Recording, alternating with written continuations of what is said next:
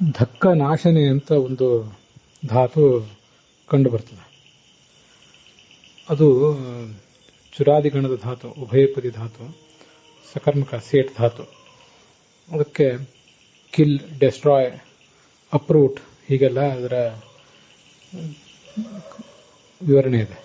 ಕನ್ನಡದಲ್ಲಿ ಧಕ್ಕೆ ಮಾಡುವುದು, ಧಕ್ಕೆ ಆಯಿತು ಅಂತ ಹೀಗೆಲ್ಲ ಪ್ರಯೋಗ ಮಾಡ್ತೇವೆ. ಸಂಸ್ಕೃತದ್ದೇ ಧಾತು ಅದು. ಧಕ್ಕಯತಿ ಅಂತ ಹೀಗೆ ನಿಜಂತದಂತೆ ರೂಪ ಆಗ್ತದೆ. ಧಕ್ಯತೆ ಅಂತ ಕರ್ಮಣಿ ಪ್ರಯೋಗ. ಸಹ ಮಮ ನಾಮ ಧಕ್ಕಯತಿ, ಪುತ್ರ ಪಿತು ನಾಮ ಧಕ್ಕಯತಿ, ಮಗ ತಂದೆಯ ಹೆಸರನ್ನು ಧಕ್ಕೆಗೀಡು ಮಾಡಿದ, ಹಾಳು ಮಾಡಿದ ಅಂತ ಹೀಗೆಲ್ಲ ಅದನ್ನು ಪ್ರಯೋಗ ಮಾಡಬಹುದು ಅಂತ ಕಾಣಿಸ್ತದೆ. ಅದಕ್ಕೆ ಸಂಬಂಧಪಟ್ಟ ಪ್ರಯೋಗಗಳು ನಮಗೆಲ್ಲೂ ಕಂಡು ಬರೋದಿಲ್ಲ. ಧಕ್ಯತೆ ಅಂತ ಕರ್ಮಣಿ ಪ್ರಯೋಗದಲ್ಲಿದೆ. ನಾವು ಅದನ್ನು ಬಳಕೆಗೆ ತರಬಹುದು ಅಂತ ನಂದೊಂದು ಆಲೋಚನೆ.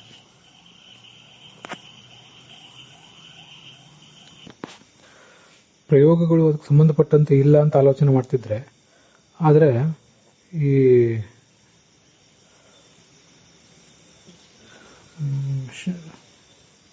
ಬೇರೆ ಬೇರೆ ಕೋಶಗಳನ್ನು ಕೃದಂತ ರೂಪಮಾಲ ಇತ್ಯಾದಿಗಳನ್ನು ಪರಿಗಣನೆ ಮಾಡಿದಾಗ ಒಂದು ಯಾವುದೋ ಕಾವ್ಯದ ಉದಾಹರಣೆ ಕೊಡ್ತಾರೆ.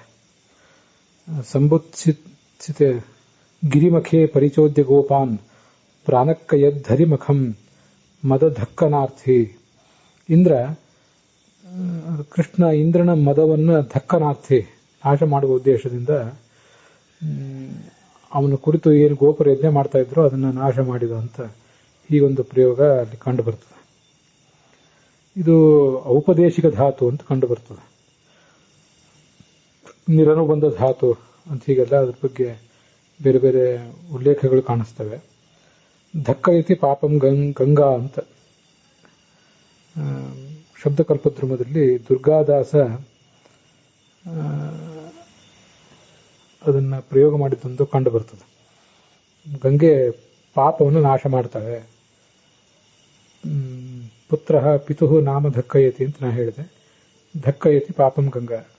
ನಾವು ಕನ್ನಡದವರಂತೂ ಇದನ್ನು ತುಂಬಾ ಸುಲಭವಾಗಿ ಈ ಧಾತುವನ್ನು ಬಳಕೆಗೆ ತರಬಹುದು. ಕನ್ನಡದಲ್ಲಿ ಧಕ್ಕೆ ಅನ್ನೋ ಶಬ್ದ ನಮಗೆ ಪರಿಚಿತವೇ ಆಗಿರೋದ್ರಿಂದ.